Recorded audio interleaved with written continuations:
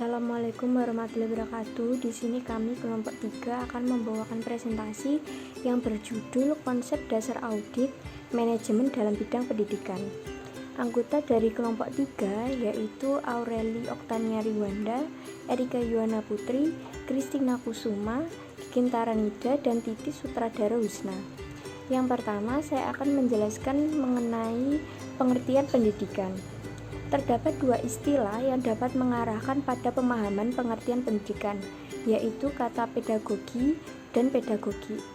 Pedagogi bermakna pendidikan, sedangkan menurut Soekarjo dan Komarudin, pedagogi berarti ilmu pendidikan. Pedagogi atau pedagogis atau ilmu mendidik adalah ilmu atau teori yang sistematis tentang pendidikan yang sebenarnya bagi anak atau anak sampai ia mencapai kedewasaan. Jadi, pendidikan dapat diartikan sebagai jembatan bagi manusia untuk menjalani kehidupan, sehingga manusia mampu menjalani kehidupan yang dilandasi dengan pengetahuan dan manusia dapat memenuhi kebutuhannya melalui ide kreatif yang hanya bisa didapatkan melalui proses pendidikan. Baik, di sini saya akan menjelaskan mengenai audit manajemen dalam bidang pendidikan. Audit dalam Kamus Besar Bahasa Indonesia diartikan sebagai pemeriksaan pembukuan keuangan. Tujuan dari audit yakni untuk memeriksa kewajaran dalam hak yang material, posisi keuangan, hasil usaha, perubahan ekuitas, dan arus kas sesuai dengan prinsip akuntansi yang diterima umum. Berbeda dengan audit keuangan, audit manajemen dirancang untuk menganalisis, menilai, meninjau ulang, dan mengevaluasi hasil kinerja organisasi. Audit manajemen dalam bidang pendidikan merupakan audit terhadap manajemen sekolah secara keseluruhan untuk menilai unsur-unsur manajemen sekolah tersebut apakah telah direncanakan, dilaksanakan, dan dikendalikan sesuai dengan prinsip-prinsip manajemen yang baik dan benar. Baik, selanjutnya di sini saya akan menjelaskan mengenai tujuan audit manajemen dalam bidang pendidikan. Di sini kelompok menggunakan dua pendapat ahli, yang pertama menurut Agus dan yang kedua menurut Mulyadi. Untuk menurut Agus, yang pertama mengevaluasi kinerja. Mengevaluasi atau menilai kinerja ini untuk menilai manajemen dan berbagai fungsinya di suatu lembaga. Yang kedua, menilai sumber daya yang dimiliki. Hal ini menilai apakah sumber daya yang dimiliki oleh lembaga telah digunakan secara efektif maupun efisien. Yang ketiga, menilai keefektifan pencapaian tujuan, dan yang keempat, memberi saran untuk perbaikan secara keseluruhan dalam rangka meningkatkan kegiatan operasional lembaga agar berjalan efektif, efisien, dan ekonomis.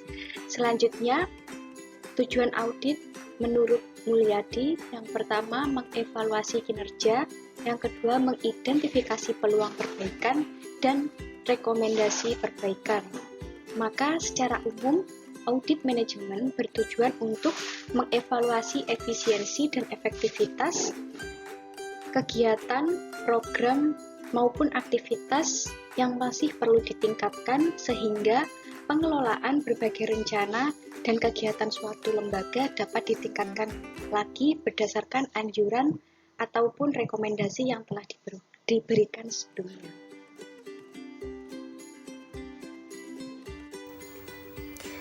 Baik, selanjutnya adalah fungsi audit manajemen dalam bidang pendidikan. Di suatu lembaga pendidikan atau sekolah tidak dapat menjamin bahwa kegiatan manajemen dapat dilaksanakan dengan baik atau tidak. Penilaian terhadap efektivitas dan efisiensi pelaksanaan kegiatan tidak mudah untuk dilakukan, sehingga pihak sekolah membutuhkan alat bantu yang disebut audit manajemen. Audit manajemen di sektor pendidikan dapat membantu sekolah dalam mengidentifikasi penyimpangan atau gap antara situasi aktual dengan situasi ideal. Suatu audit tidak hanya dapat memfasilitasi perubahan, tetapi juga dapat digunakan sebagai suatu alat atau sarana dalam perbaikan. Berikut menurut Sarapa, tahun 2017 halaman 93, fungsi audit manajemen dirinci sebagai berikut. Yang pertama adalah menentukan tujuan kebijakan, sasaran dan prosedur organisasi yang sebelumnya tidak jelas. Berikutnya adalah menentukan standar yang dapat digunakan untuk mengukur tingkat pencapaian tujuan organisasi dan mengevaluasi kegiatan manajemen. Berikutnya adalah penetapan efektivitas dan efisiensi sistem pengendalian manajemen. Yang keempat, mengevaluasi performa dan kegiatan unit organisasi tertentu secara mandiri dan objektif. Kemudian yang terakhir adalah mengidentifikasi masalah organisasi yang muncul dan jika mungkin dapat dicari penyebabnya. Jika audit manajemen rutin dilakukan, maka hal tersebut dapat menunjukkan masalah dalam skala kecil sekalipun. Oleh karena itu, audit manajemen merupakan langkah korektif yang dapat digunakan untuk menyelesaikan suatu masalah yang disertai dengan rekomendasi perbaikan oleh pihak yang berwenang. Baik, saya Kristina Kusumawardhani akan melanjutkan presentasi dari teman saya dengan judul Ruang Lingkup Audit Manajemen dalam Bidang Pendidikan. Dalam audit manajemen itu memiliki sasaran. Yang pertama yaitu kegiatan, aktivitas, dan juga program, serta bidang-bidang dalam lembaga pendidikan yang diidentifikasi membutuhkan perbaikan. Nah, sasaran dari audit manajemen itu dibagi menjadi 3 bagian penting. Yang pertama yaitu kriteria, yaitu standar bagi setiap individu maupun kelompok di lembaga pendidikan dalam melakukan aktivitasnya. Lalu yang kedua yaitu ada penyebab. Penyebab di sini berupa tindakan yang dilakukan oleh setiap individu maupun kelompok di lembaga pendidikan. Dan yang terakhir yaitu akibat, yaitu berupa perbandingan antara penyebab dengan kriteria yang berhubungan dengan penyebab tersebut. Terima kasih. Baik, itu tadi yang dapat kelompok 3 sampaikan tentang konsep audit manajemen dalam bidang pendidikan.